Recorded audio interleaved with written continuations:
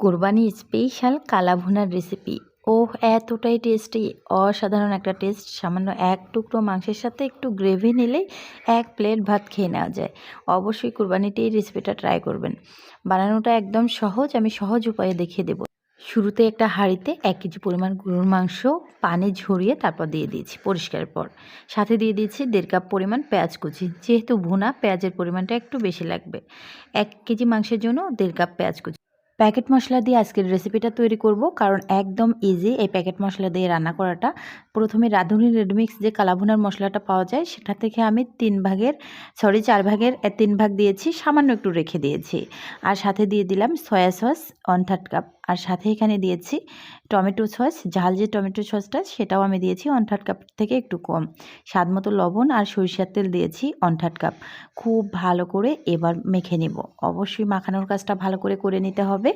তো কালাভুনা কিন্তু অনেকভাবে তৈরি করা যায়। এভাবে তৈরি করলে না একেবারে সহজ উপায়ে তৈরি হয় আর এতটাই টেস্টি খেতে। এই রাঁধুনি রেডিমিক্সের যতগুলো মশলা আছে আমার কাছে কিন্তু সবগুলো মশলাই ভালো মনে হয়। বিরিয়ানির বলেন, তেহারি বলেন, যেটাই বলেন না কেন, খিচুড়ি বলেন, সব কিছুতেই টেস্ট আছে। তো মাখা হয়ে গেলে আমি না সামান্য পরিমাণে একটু আদা বাটা আর রসুন বাটা দিয়েছি, 1/2 টেবিল চামচ করে আদা বাটা রসুন বাটা দেওয়ার পর আবারও খুব ভালোভাবে মেখে এখানে আমি ১ কাপ পরিমাণ পানি অ্যাড করে দিচ্ছি। আমি হালকা কুসুম গরম পানি দিয়েছি, তাতে করে মাংসটা তাড়াতাড়ি সিদ্ধ হয়। তো চাইলে এই পানিটুকু দিয়ে সরাসরি রান্নাটা করে নিতে পারেন একদম লো আঁচে বসিয়ে।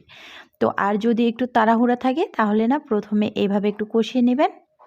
বেশ কিছুক্ষণ কষিয়ে নেওয়ার পর আবারও ১ কাপের মতো পানি অ্যাড করে দিয়ে তারপর চুলায় মৃদু আঁচে বসিয়ে রাখা যায়। সো যাই হোক, আমি কিন্তু প্রথমে একটু খুব ভালো করেই কষিয়ে নিচ্ছি হাই হিটে।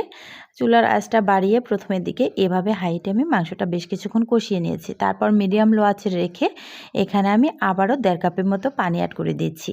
এটা আমি একটু হালকা কুসুম গরম পানি দিয়েছি, তাতে করে না দ্রুত সিদ্ধ হবে।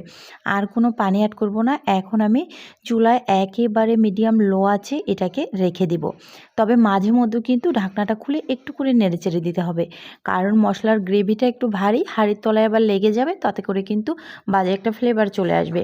তো আর যে বাকি মশলার প্যাকেটটা ছিল সেটা এখন আমি দিয়ে দিচ্ছি। এটা কিন্তু নামানোর আগ মুহূর্তে, অর্থাৎ মাঝামাঝি পর্যায়ে যখন রান্নাটা চলে যাবে ঠিক সেই মুহূর্তে অ্যাড করবেন।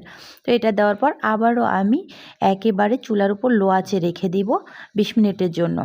তো তার আগে কিন্তু অবশ্যই বলে দিচ্ছি, মাঝে মাঝে একটু এই যে খুন্তি দিয়ে নেড়ে চেড়ে দিবেন, তাতে করে কিন্তু লেগে যাবে। দেখেন কত সুন্দর একটা কালার চলে আসছে।